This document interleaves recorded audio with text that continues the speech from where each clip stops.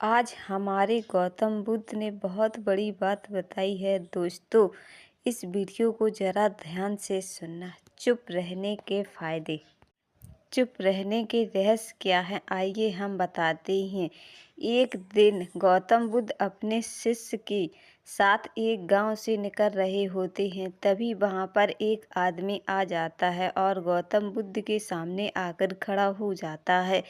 उसे देखकर गौतम बुद्ध खड़े हो जाते हैं और मुस्कुराते हुए उस व्यक्ति से पूछने लगते हैं, क्या हुआ भाई, तुम क्यों खड़े हो गए हो?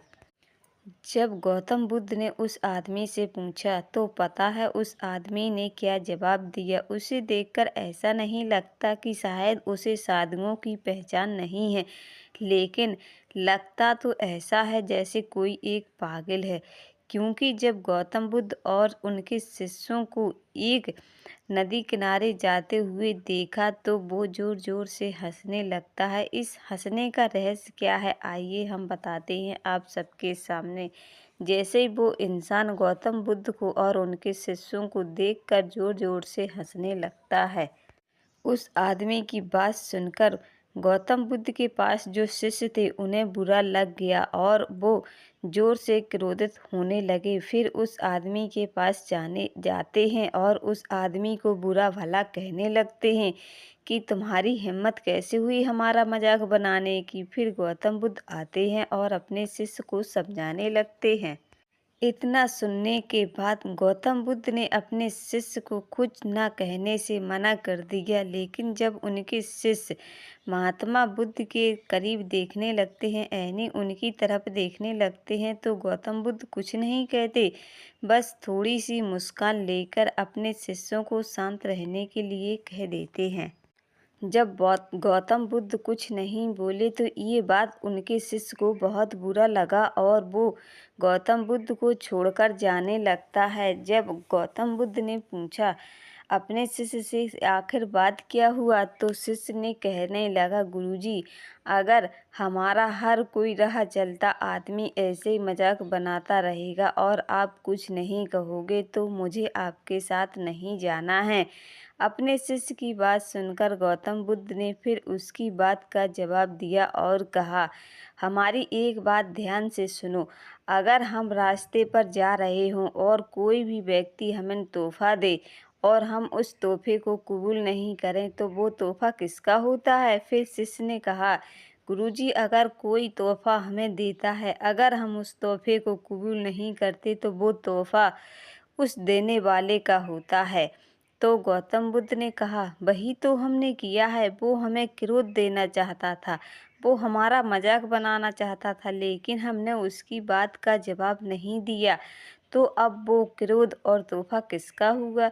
फिर गौतम बुद्ध की बात शिष्य समझ गया। कहा, गुरुजी, हमने उनका क्रोध नहीं लिया और गुस्सा भी नहीं लिया, तो वो उसका तोहफा यानी उसका गुस्सा और क्रोध उसी के पास रह गया।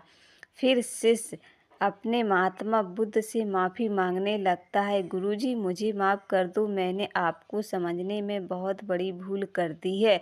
मैं हमेशा आपके बताए हुए मार्गदर्शन पर चलूँगा।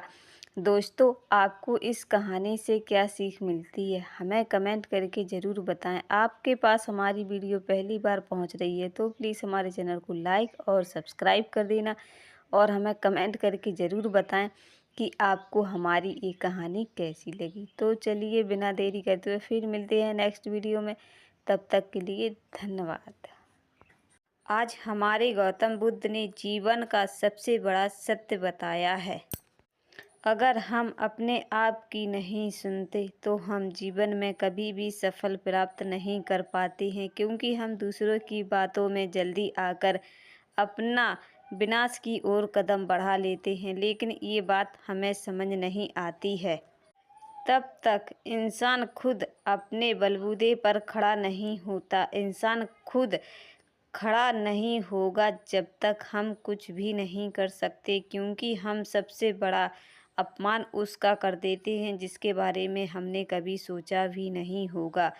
सबसे बड़ी हमारी पृथ्वी माँ है जिसका हम अपमान करते चले आ रहे हैं और हमेशा करते रहेंगे, क्योंकि हमें इस बात का कोई भी ज्ञान नहीं है कि हम आखिर कर क्या रहे हैं।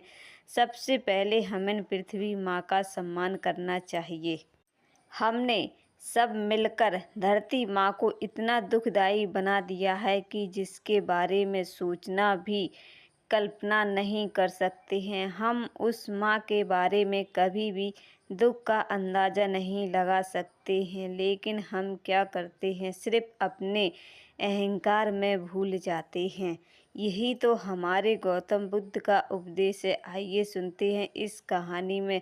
तो चलिए हम आपको इस कहानी में कुछ ऐसी बातें बताने वाले हैं जो शायद आपको पता भी होंगी, लेकिन इस कहानी को सुनने के बाद आपको अपनी बातें यकीन में ज़रूर बदलाव आएंगी, क्योंकि हम सबसे पहले अपने आप को मजबूत करेंगे और अहंकार नहीं करेंगे। सबसे पहले हम धरती माँ का सम्मान और अपने आप जिसका भी घर में सम्मान करेंगे तो सब हमारा सम्मान करते हुए नज़र आएंगे। आपने कभी ये सोचा है, हमारे व्यवहार से ये संसार संपूर्ण दुख और पीड़ा से कितना तड़प रहा है, हम जिसके बारे में अनुमान भी नहीं लगा सकते हैं कि हमारी वजह से ये संसार कितना दुख उठा रहा है। इस संसार में दुख और पीड़ा का कोई अंत नहीं है, कोई निवारण भी नहीं है। हो सकता है हम गौतम बुद्ध के विचार सुनकर उनके अनुभव लगा सकते हैं और उनके कारण हम इस संसार का दुख कम भी करने की कोशिश कर सकते हैं, लेकिन हम ऐसा कुछ भी नहीं कर पाते हैं। अब हम गौतम बुद्ध की ये कहानी ज़रूर सुनेंगे और उनकी बोली भी यानी वाणी भी सुनेंगे। अगर इस धरती पर गौतम बुद्ध का निवास हो भी सकता है। अब हमें ऐसा लगता है कि अब हमें बुद्ध को जगाना होगा, ताकि उनका उत्तरदायित्व हम सबके ऊपर है। तो अब हम अपने बुद्ध को जगाते हैं और उनका उत्तरदायित्व अच्छे से निभाते हैं। दोस्तों आज के लिए फ़िलहाल इतना ही। कल मिलते हैं नेक्स्ट वीडियो में, तब तक के लिए धन्यवाद। अगर आपको हमारी ये छोटी सी कहानी पसंद आई तो प्लीज़ हमारे चैनल को लाइक और सब्सक्राइब